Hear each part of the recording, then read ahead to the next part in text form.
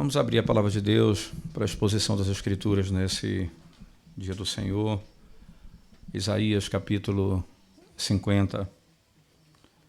Eu havia marcado no boletim de 4 ao 11, nós vamos ler do verso 1 ao 11, por favor. Livro do profeta Isaías, capítulo 50. Nós vamos ler do verso 1 até o verso 11.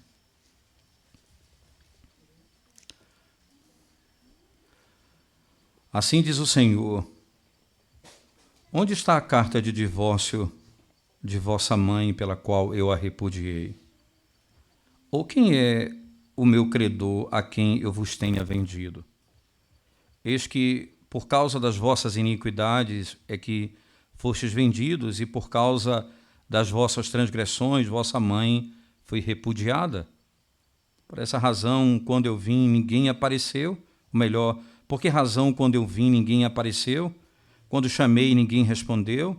Acaso se encolheu tanto a minha mão que já não pode remir, ou já não há força em mim para livrar? Eis que pela minha repreensão faço secar o mar e torno os rios em um deserto, até que cheirem mal os seus peixes, pois não havendo água morrem de sede. Eu visto os céus de negridão, e lhes ponho o pano de saco por sua cobertura. O Senhor Deus me deu língua de eruditos, para que eu saiba dizer boa palavra ao cansado. Ele me desperta todas as manhãs, desperta-me o ouvido, para que eu ouça como os eruditos.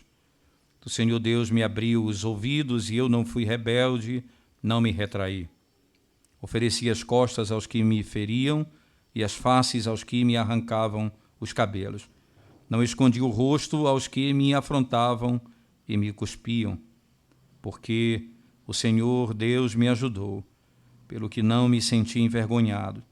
Por isso fiz o meu rosto como um seixo, e sei que não serei envergonhado. Perto está o que me justifica. Quem contenderá comigo?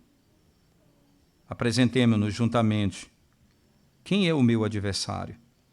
Chegue-se para mim. Eis que o Senhor Deus me ajuda. Quem há que me condene? Eis que todos eles, como um vestido, serão consumidos. A traça os comerá. Quem há entre vós que tema ao Senhor e que ouça a voz do seu servo? Aquele que andou em trevas sem nenhuma luz, confie em o nome do Senhor e se firme sobre o seu Deus. Eis que todos vós que acendeis fogo e vos armais de setas incendiárias, andai entre as labaredas do vosso fogo e entre as setas que acendeis. De mim é que vos sobrevirá isto, e em tormentas vos deitareis. Amém. Vamos à presença de Deus em oração, irmãos, mais uma vez. Ó Senhor, nós te damos graças, porque podemos ouvir a tua voz sendo pregada, lida, anunciada no dia do Senhor. Fala ao teu povo pelo teu Espírito. Tem misericórdia de nós, Senhor Deus. Abençoa-nos quando fazemos aquilo que o Senhor nos ordena a fazer.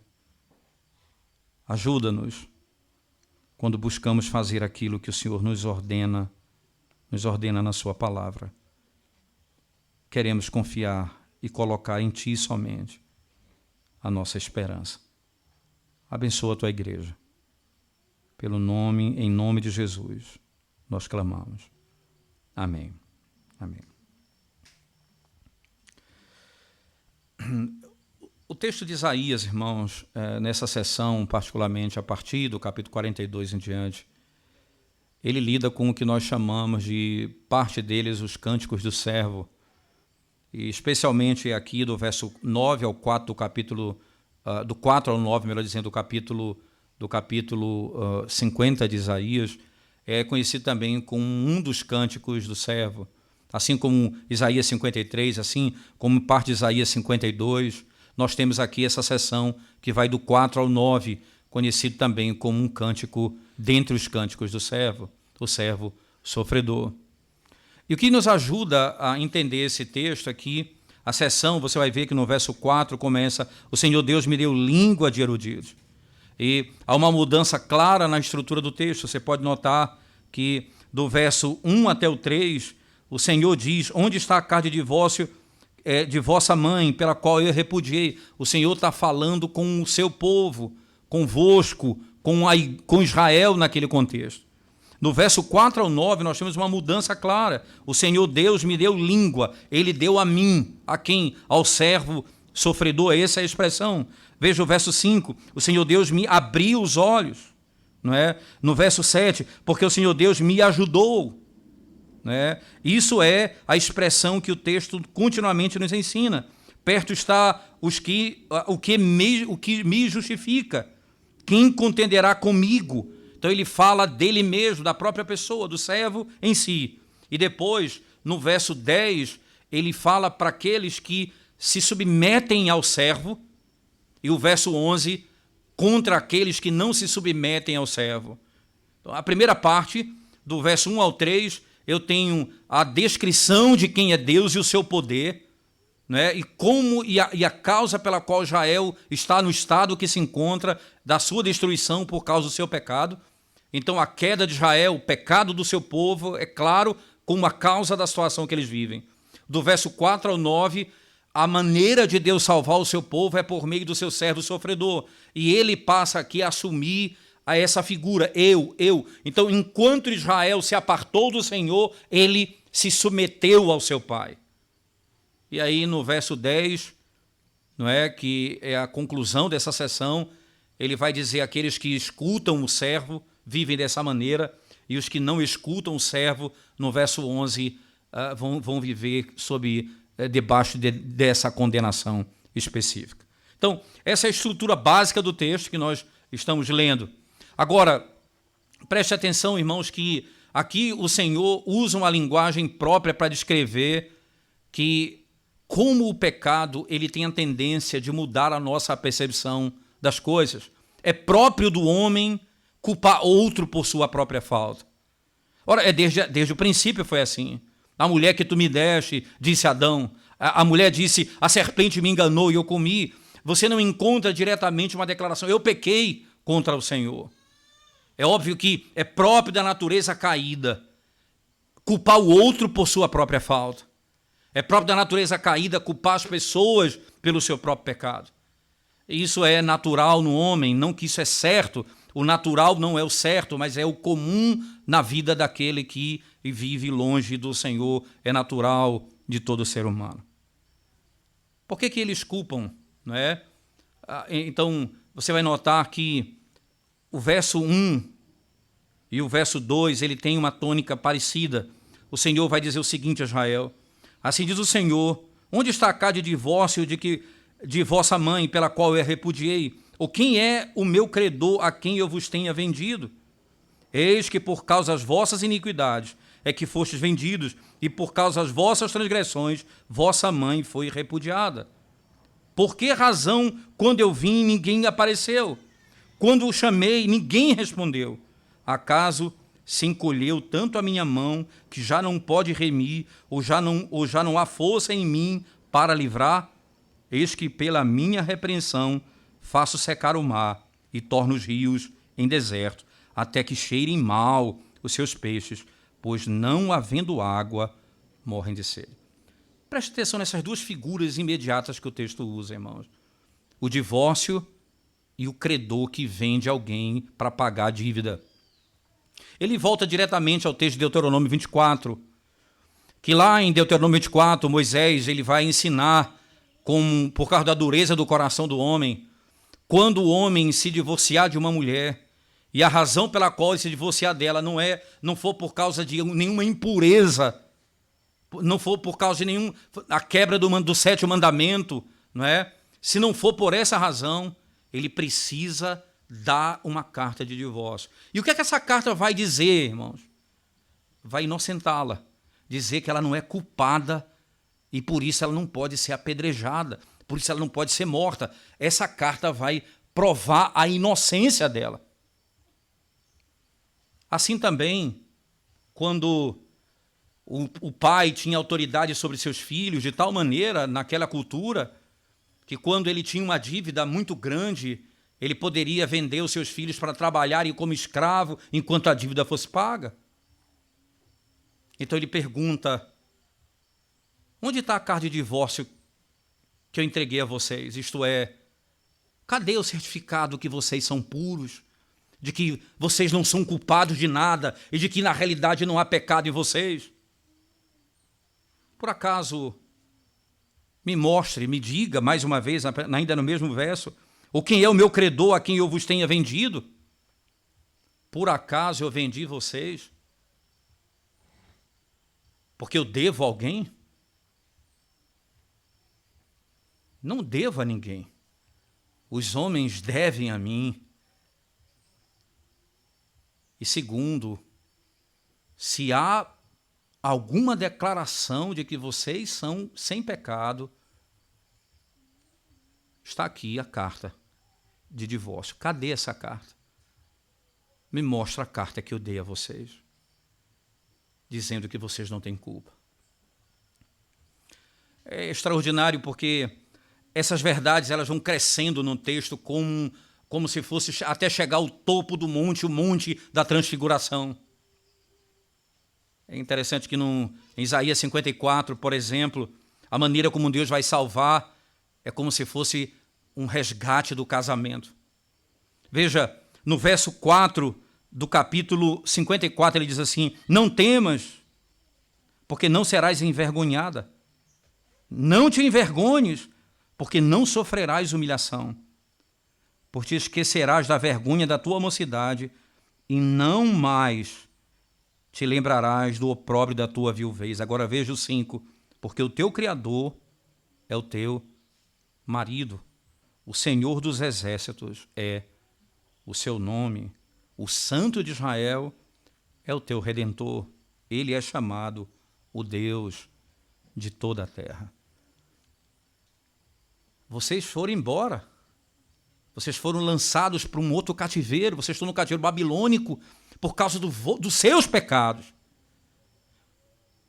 Por causa da sua culpa.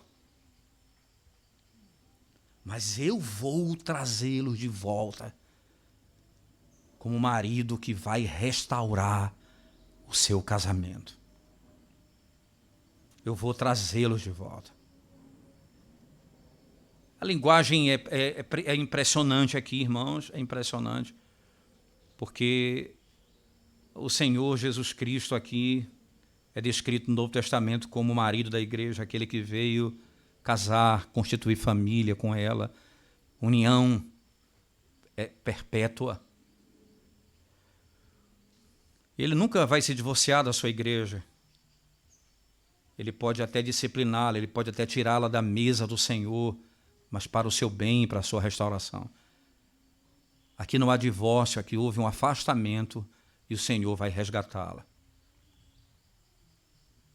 O que naturalmente o pecado faz? Ele não consegue entender, levar ao entendimento correto da causa do mal que vem sobre nós. É por causa do nosso próprio pecado. Se alguma coisa eu tenho de me queixar, eu devo me queixar do meu próprio pecado. A Escritura, então, nos ensina nesse texto, e a partir daqui do verso seguinte, que a culpa pertence a Israel. Ora, se você for lá comigo, lá no capítulo 59, do mesmo profeta Isaías, por favor, apenas o verso 1, e diz assim: eis que a mão do Senhor não está encolhida para que não possa salvar, nem surdo o seu ouvido para não poder ouvir. Mas as vossas iniquidades fazem separação entre vós e o vosso Deus, e os vossos pecados encobrem o seu rosto de vós, para que vos não ouça. Agora, volte comigo para o capítulo 50 e veja que lá a descrição é muito mais clara do que aqui. Aqui ainda no verso 2 ele diz: por que razão, quando eu vim, ninguém apareceu? Quando chamei, ninguém respondeu. Acaso se encolheu tanto a minha mão que já não pode remir e já não há força em mim para livrar? Veja a mesma linguagem de 59. A mão do Senhor não está encolhida, nem surdo o seu ouvido que não possa salvar. A razão pela qual vocês estão vivendo isso é por causa do seu próprio pecado. O pecado de vocês tem consequências. Eu chamei e ninguém apareceu. Eu convoquei e ninguém veio. Se você voltar ainda sem desmarcar Isaías 59, você vai ver o significado disso na sequência. O 59 vai dizer assim, no verso 16 ele diz: viu que não havia ajudador algum e maravilhoso que não houvesse um intercessor, pelo que o seu próprio braço lhe trouxe a salvação e a sua própria justiça o susteve. Veja que imagem impressionante, irmãos. Veja que imagem impressionante. O profeta aqui está dizendo: ninguém se apresentou para salvar. Todos são culpados. Eu chamei e não veio ninguém. Eu convoquei e ninguém apareceu. Por acaso, o Senhor não tem poder para salvar? E ele vai mostrar que ele tem poder para salvar. Como é que ele faz para mostrar que ele tem poder para salvar? Não é? Ele vai descrever o que ele fez no cativeiro egípcio. Olha comigo no texto. Eis que pela minha repreensão faço secar o mar e torno os rios em deserto, até que cheirem mal os seus peixes, pois não havendo água, morrem de sede. Eu visto os céus de negridão, eles põem o pano de saco por sua cobertura. E aqui a descrição é: será que eu tenho poder para salvar? Eu vou lhes mostrar. Fui eu quem abri o mar vermelho. Os peixes morreram. Vocês passaram a pé enxuto. Você imagina posteriormente os peixes boiando assim com o exército de Faraó por causa do poder de Deus. Eu faço secar o rio. Eu faço secar o rio. E a descrição no verso 3 é a descrição da libertação no dia em que o cordeiro foi imolado e houve a festa da Páscoa. E naquele dia houve trevas e houve grande libertação. Ele descreve como se a criação vestisse pano de saco. É a imagem do arrependimento. É a imagem do quebrantamento. Toda a criação se curvou diante dele. Não é à toa que quando Cristo na cruz do Calvário, aquele que criou o sol, você tem a descrição gloriosa no texto do Evangelho, dizendo que o sol não deu mais a sua força e houve trevas no dia em que Cristo morreu. Eu estou lhe dizendo que eu tenho poder para livrar. O problema é o seu pecado. Então, como pode mudar? E de repente é uma mudança no texto abrupta. Ele se refere ao povo e logo em seguida ele vem falar especialmente do servo. O Senhor Deus me deu língua de eruditos, para que eu saiba dizer boas palavras, boa palavra alcançada. Ele me desperta todas as manhãs, desperta-me o ouvido para que eu ouça como os eruditos. A palavra erudito aqui em hebraico é aquele que é ensinado, instruído, não é? Aquele que aprende, aquele que compreende. E agora ele passa a descrever o servo que sofre sem ter pecado. Ele passa a falar, ele falou há pouco tempo do servo, que é Israel, que sofre por causa dos seus pecados. Vocês foram lançados por causa dos seus próprios pecados. Agora eu vou falar daquele que sofre sem nunca ter cometido um pecado. Eu vou falar do servo. O servo sofredor. Perceba o tom. Perceba a serenidade, a solenidade que é introduzido a pessoa de Cristo no texto. As palavras dele são essas: o Senhor Deus. Veja o verso 5. O Senhor Deus. Veja o verso 7. Porque o Senhor Deus. Veja o verso 9. Eis que o Senhor Deus. O filho, o servo, começa chamando o seu pai de Senhor. Senhor soberano. Senhor poderoso. Senhor criador de todas as coisas. O Senhor Deus. O que vai ser descrito aqui, irmãos, é como esse servo sofredor confia no Pai. E como o Pai vai cuidar dele, justificá-lo, protegê-lo. E é nisso que ele vai nos sustentar. Perceba, ele é o primeiro a confiar no Pai. Ele é o primeiro a aprender do Pai. Ele é o primeiro a aprender da erudição do Pai, dia após dia. E é exatamente ele e nele que nós receberemos todo o benefício daquilo que ele mesmo fez. Preste atenção como isso funciona. Primeiro, o que ele vai fazer no primeiro momento? Ele diz: o Senhor Deus me deu língua de eruditos. E como é fácil, irmãos, nós pararmos o texto aqui e pensarmos na palavra erudição como sendo apenas o conhecimento, a sabedoria, a filosofia, a lógica desse mundo. Lembre-se de quem o Senhor Deus me deu.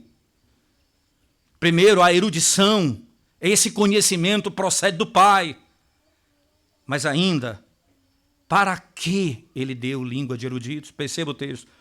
Para que eu saiba dizer boa palavra ao cansado. O Senhor me instrui para que eu saiba dizer a boa palavra ao cansado. Pensando como um pastor, como presbítero, como seminarista, como pai, como mãe que vai instruir os seus filhos em casa. Como nós devemos aprender com Cristo a aprender com o Pai?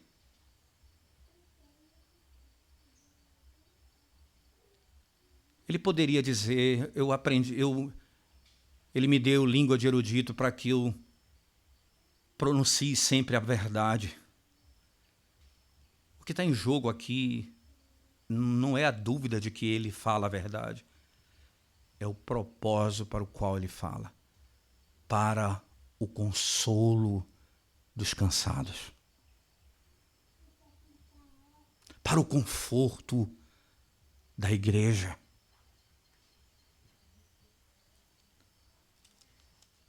No texto de Isaías, no capítulo 42, quando começa toda essa jornada, lá no 42, ele expressa dizendo: eis aqui o meu servo a quem sustenho, o meu escolhido em quem minha alma se compraz. Pus sobre ele o meu espírito, e ele promulgará o direito para os gentios. Não clamará, nem gritará, nem fará ouvir a sua voz na praça. Não esmagará a cana quebrada, nem apagará a torcida que fumega. Em verdade, promulgará o direito. Não desanimará, nem se quebrará até que ponha na terra o direito, e as terras do mar aguardarão a sua doutrina, o seu ensino. Ele vai falar. Agora, ele entra num detalhe impressionante. Ele vai falar a palavra de consolo ao povo, para que eu saiba dizer a boa palavra ao cansado. No Evangelho de Mateus, quando Cristo se encontra com aqueles homens, discípulos, fariseus, todos aqueles que estavam vivendo segundo o peso de andar nos seus próprios caminhos e na sua própria sabedoria. Ele disse: vinde a mim, todos vós que estáis cansados e sobrecarregados, e eu vos aliviarei. Aprendei de mim, porque sou manso e humilde de espírito. Como a palavra, irmãos, que é dita na hora certa, no momento certo, oportuna. Como pastor, como é difícil quando entra alguém no seu gabinete sem esperança alguma. E você precisa restabelecer a boa palavra alcançada.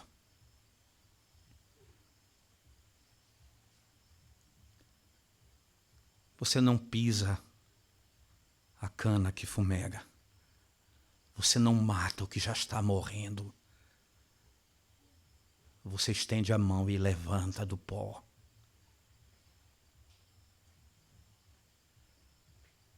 Me impressiona nesse texto ainda é que o saber falar de Cristo para trazer conforto à igreja. E o conforto, irmãos, é o cessar da ira. Nós lemos o capítulo 42 de Isaías, mas se você voltar um pouco comigo no mesmo livro de Isaías, no capítulo 40, não é? Você vai encontrar as palavras, seguintes palavras, 40, verso 1 em diante. Consolai o meu povo, diz o vosso Deus. Falai ao coração de Jerusalém. Bradai-lhe que já é fim do tempo da sua milícia, que a sua iniquidade está perdoada e que já recebeu em dobro das mãos do Senhor para todos os seus pecados, por todos os seus pecados. Falai ao coração de Jerusalém, bradai-lhe que já é findo o tempo da sua milícia. Essa mensagem, essa pregação de Cristo é a mensagem das boas novas, enquanto a lei do Senhor coloca o indivíduo quebrado, culpado, o Senhor traz as boas novas de perdão, de reconciliação, de salvação, de conforto. É a esperança da igreja. Mas como é que eu, como pastor, como é que você, como presbítero, diácono, pai, mãe, como você vai fazer isso, irmão? Vamos aprender com o nosso Redentor de novo no texto. Ele diz assim: ele me desperta todas as manhãs, desperta-me o ouvido para que eu ouça como os eruditos. Ele não dá língua de erudito se não der ouvidos de erudito. Se eu não souber ouvir e aprender, é do Pai que eu aprendo. É dele que vem a instrução. E como entenda Cristo aqui, irmãos, como homem perfeito, a sua humanidade, ele aprende. Como Deus, ele conhece todas as coisas. Como homem, é importante frisar isso aqui, como homem, Jesus Cristo, ele precisa aprender constantemente. E lembre-se, irmãos, toda manhã. Então, não é um momento, não é um curso intensivo, não é um momento único, é toda a manhã. Ele diz, eu me levanto, ele me desperta. Se o meu Salvador, sendo homem perfeito, toda manhã ouvia o que Deus tinha para lhe dizer, imagina eu e você, o que nós devemos fazer se queremos edificar a nossa casa, se queremos edificar a nossa esposa, se queremos edificar os nossos filhos e se queremos consolar a igreja, o que nós devemos fazer? Se o meu Salvador, que nunca cometeu pecado, toda manhã, lembrar que toda manhã as misericórdias se renovam, é estar toda manhã aos pés do Deus misericordioso, para aprender dele, para ouvir dele, para saber dele. Ele me desperta todas as manhãs.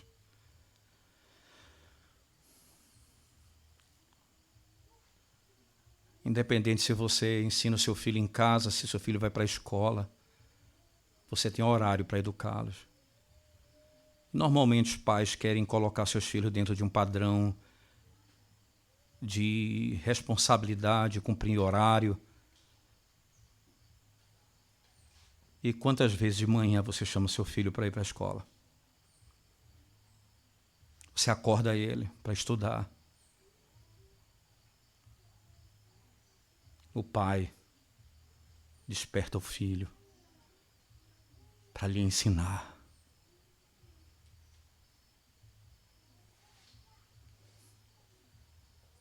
Para que o filho fale a boa palavra ao cansado.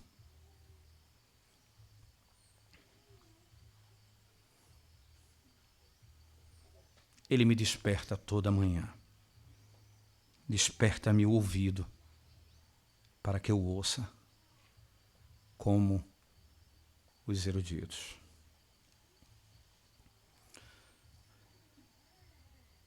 Lembre-se, irmãos, que o texto nos descreve que o Senhor aprende, que Cristo aprende com o Pai. É isso que em João 8 vai dizer, eu aprendi dele. É isso que no capítulo 1 de João nós vamos aprender, no verso 18. O Filho é quem revela a vontade do Pai. Mas agora, o que é que ele vai ouvir e o que é que ele vai aprender do Pai? O que ele vai fazer é difícil fazer. Imagina Jesus Cristo chega lá diante dos discípulos e disse, eu vou para Jerusalém, porque lá eu vou sofrer, eu vou ser sepultado, eu vou ser crucificado, morto e sepultado, e ao terceiro dia ressuscitarei, porque está escrito a meu respeito. Quando eu me acordava de manhã, o meu pai dizia para mim que você vai morrer, que você veio ao mundo para morrer pelo pecado do meu povo.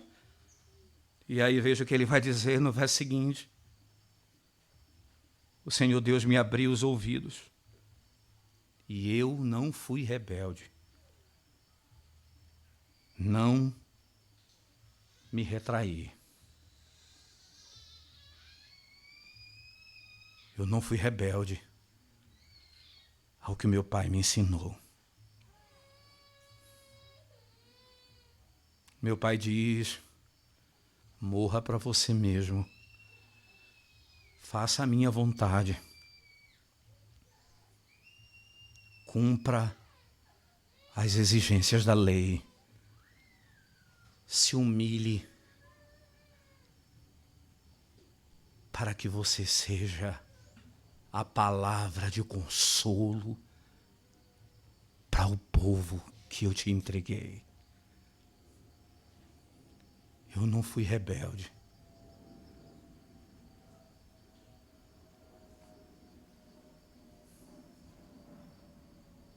Eu não fui rebelde. Nem me retraí.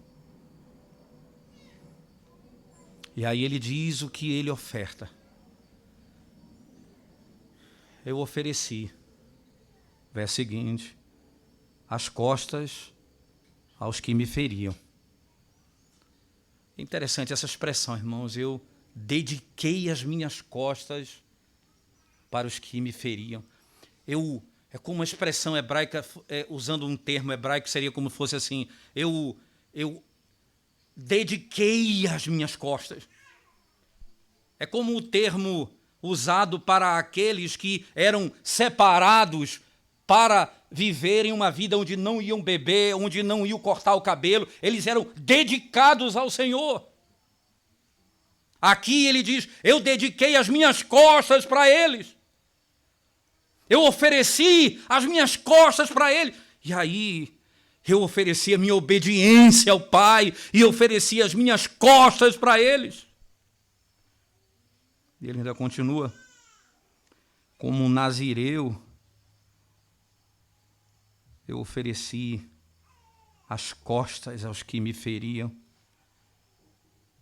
e as faces aos que me arrancavam os cabelos. Não escondi o rosto aos que me afrontavam e me cuspiam.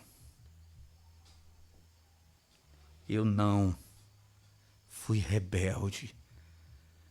Essa era a vontade do meu Pai. Sabe, ele era perfeito, criança obediente. Não é assim que nós tratamos nossos filhos obedientes, não é? Isaías 53, por favor. Verso 9 e 10. Preste atenção no que diz a Escritura Sagrada.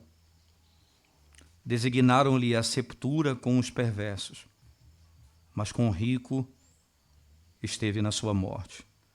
Posto, veja, que nunca fez injustiça, nem dolo algum se achou em sua boca. E aí, o verso 10 tem que começar com uma adversativa, porque um filho obediente não pode receber o que ele recebeu. Todavia, ao Senhor agradou moê-lo, fazendo-o enfermar, quando der ele a sua alma como oferta pelo pecado. Agradou ao Senhor moê-lo. Eu não fui rebelde à tua vontade, Senhor. Você sabe que, imagina quando Cristo lia a Bíblia, irmãos, ali, ele sabia que era dele que se tratava. Ele chegou em Lucas, no capítulo 4, e diz, o Espírito do Senhor está sobre mim, porque me ungiu. E ele está citando Isaías 61. E ele disse, hoje se cumpriu a profecia. Não é à toa que Paulo, ao escrever a carta aos Coríntios, no capítulo 15, vai dizer, ele foi morto segundo a Escritura, ele foi sepultado segundo a Escritura, ele ressuscitou segundo a Escritura, tudo como estava escrito acerca dele.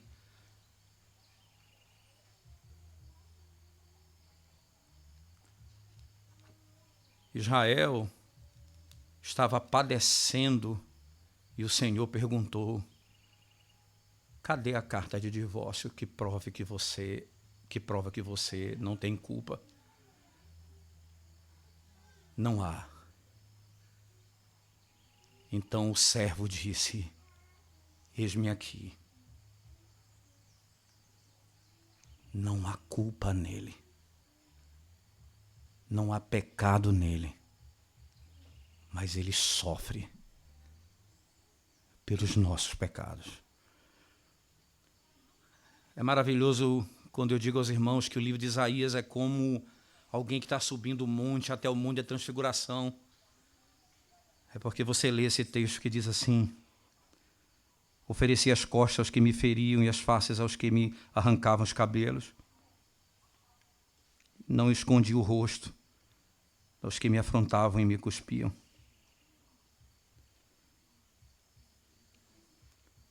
As costas foram feridas. Sabe para quê? Isaías 53, acompanhem comigo, irmãos. Volte comigo, por favor. Isaías 53, verso 3, ele diz, era desprezado e o mais rejeitado entre os homens, homem de dores e que sabe o que é padecer, e comum de quem os homens escondem o rosto, era desprezado e dele não fizemos caso. Certamente ele tomou sobre si as nossas enfermidades e as nossas dores levou sobre si, e nós o reputávamos por aflito, ferido de Deus e oprimido, mas ele foi traspassado pelas nossas transgressões. Veja, a expressão, as costas feridas, o rosto ferido, mas ele foi traspassado pelas nossas transgressões e moído pelas nossas iniquidades. O castigo que nos traz a paz estava sobre ele e pelas suas pisaduras fomos sarados. E imagine, irmãos, ele sabia que o preço da paz daqueles por quem o Pai amou antes da fundação do mundo estava nos seus ombros. E ele não se rebelou, ele pagou o preço como um rebelde, sendo inocente por causa dos rebeldes. As suas e por suas pisaduras nós somos curados, sarados e perdoados. Mas ainda ele diz, voltemos ao texto de Isaías 50, por favor. Agora, o pai disse para ele fazer isso, e ele disse, confia em mim, que ele aprendeu isso com o pai também. Duas coisas importantes, obediência ativa e obediência passiva. A obediência ativa de Cristo é a obediência à lei, quando ele cumpre toda a exigência da lei. Então, por exemplo, tudo que ele me ensinou eu fiz, tudo que ele falou eu pratiquei, tudo que ele me ordenou eu fiz, eu não fui rebelde a nada, eu cumpri tudo o que ele me disse, com alegria. Mas também a obediência passiva, isto é, a cruz. Passividade não é porque ele morreu sem vontade ou que alguém o matou. Pelo contrário, ele entregou a sua própria vida. Mas passivo no sentido do sacrifício. Ele foi imolado como cordeiro por causa dos nossos pecados. Ele obedeceu perfeitamente à lei, ele foi punido sem nunca ter cometido pecado. Aí agora o Pai vai justificá-lo, veja. Eu confio no que ele diz e confio na justiça dele. Preste atenção na sequência. Ele disse, verso 7, porque o Senhor Deus me ajudou, pelo que não me senti envergonhado.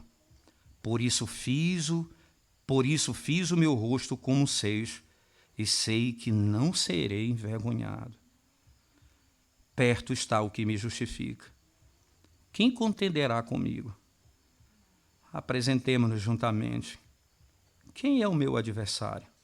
Chegue-se para mim. Eis que o Senhor Deus me ajuda. Quem há que me condene?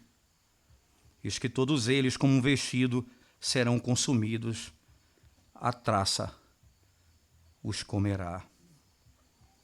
Porque o Senhor me ajudou. Por isso eu não senti vergonha.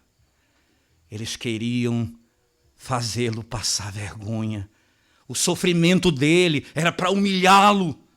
Mas o Pai não o deixou sentir vergonha. Ele não foi humilhado. Sabe por quê? Porque o que ele fez foi para a glória de Deus e para o bem da igreja.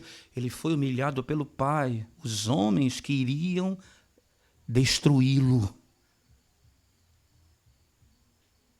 Eu não fui envergonhado.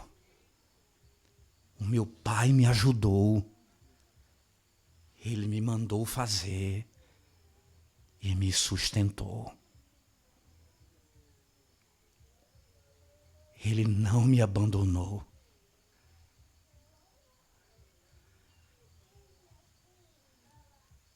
Quem me condenará? Deus me justificou. O que eu fiz foi recebido pelo meu Pai como algo perfeito. Não fui envergonhado. Você lembra desse texto citado por Paulo em Romanos, capítulo 8, irmãos? Porque Cristo foi o primeiro a crer e a confiar no Pai e a obedecer e a ser morto e a entregar sua vida ao Pai, confiando plenamente nele. Ele foi o primeiro. Agora, se eu creio nele, quem me condenará? Quem será o meu inimigo? Quem se levantará contra mim? Quem me acusará? Foi Cristo Jesus, o justo, quem me justificou ninguém se levantará contra mim. E aí Paulo vai terminar dizendo nesse trecho: quem poderá nos separar do amor de Deus que está em Cristo Jesus? Preste atenção, irmãos, no detalhe. Como é fácil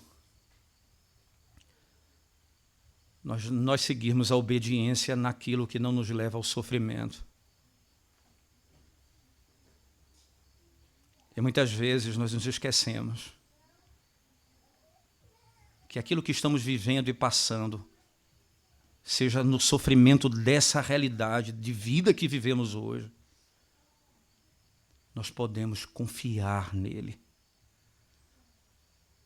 Nós podemos saber quem ele é, porque o meu Salvador confiou nele e não foi envergonhado. Em Cristo, pelo Espírito, eu posso confiar nele. Eu também não serei envergonhado.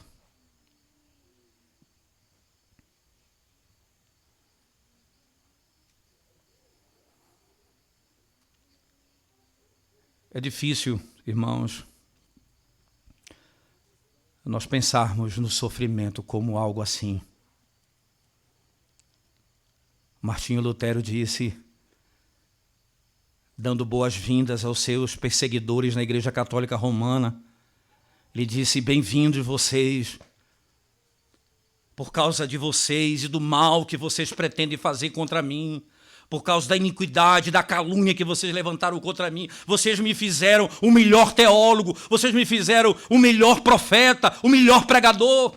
Obrigado pelo mal que vocês se levantaram contra mim, porque eu sei que o Senhor me ensina e eu posso confiar nele no meio do sofrimento.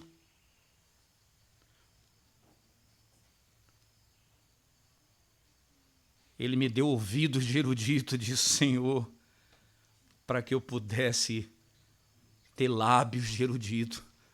E eu não fui rebelde à sua palavra. O que ele me mandou fazer, o que eu tive de suportar, eu suportei, para que saísse dos meus lábios palavra de conforto, palavra de consolo, palavra de ânimo, palavra de encorajamento.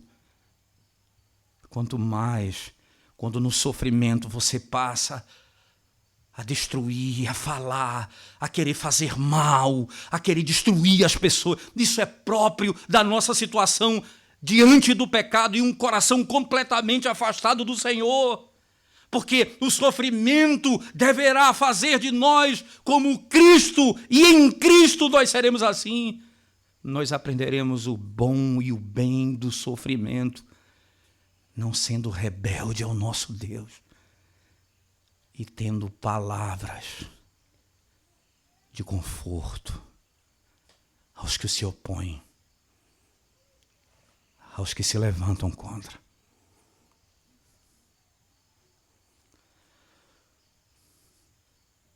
A sequência, encerrando o texto, irmãos. Quem há entre vós, e agora ele muda de novo o foco. Ele falou de Israel na situação que eles se encontravam e quem é Deus, o seu poder, depois do seu filho, do servo sofredor, que obedece e sofre sem pecar.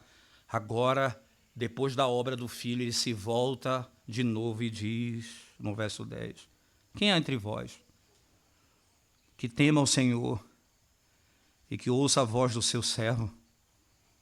Aquele que andou nas trevas sem nenhuma luz, confie no nome do Senhor e se firme sobre o seu Deus. Trevas aqui não são as trevas da impiedade, como as trevas do sofrimento. Assim como Cristo andou, nunca pecou, e as trevas por onde ele andou, nós nunca andaremos.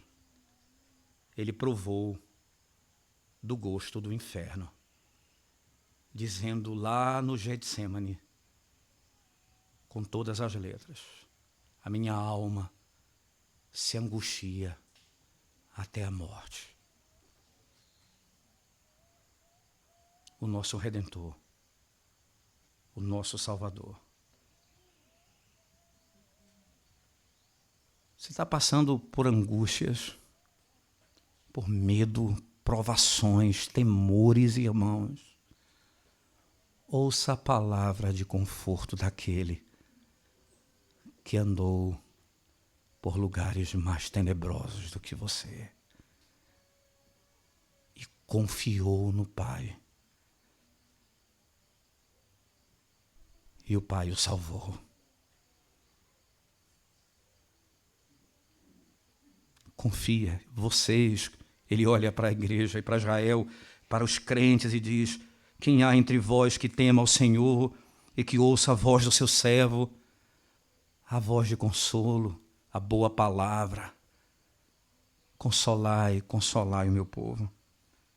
Aquele que andou em trevas sem nenhuma luz, confie em o nome do Senhor e se firme sobre o seu Deus. Confia nele. O filho confiou e não foi envergonhado. Você também não será. Mas por último, a última implicação é o verso 11, que diz: eia, todos vós que acendeis fogo e vos armais de setas incendiárias, andai entre as labaredas do vosso fogo e entre as setas que acendeis. De mim é que vos sobrevirá isto, e em tormentas vos deitareis.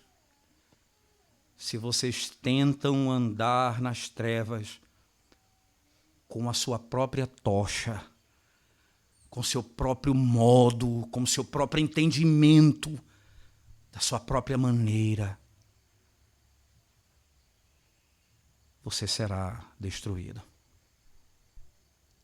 Só tem uma maneira de andar na escuridão desse mundo: Jesus Cristo, a luz do mundo. É nele que eu posso confiar quando as trevas abaterem a nossa alma. Confia, Igreja da Aliança, no Senhor. Confia, igreja, no Senhor. O nosso Redentor não foi envergonhado. Nós não seremos também, porque nele nós confiamos. Amém. Vamos curvar nossa cabeça e orar ao Senhor mais uma vez, irmãos. Ó Deus de toda a glória e de todo o louvor, bendito seja o teu nome por tua palavra e pelo privilégio de ouvirmos a tua voz. Abençoa a tua igreja, redime o teu povo, santifica-nos na palavra pelo amor do teu nome. Perdoa as nossas faltas e ensina-nos a confiar em ti de todo o nosso coração. Em nome de Jesus. Amém. Amém.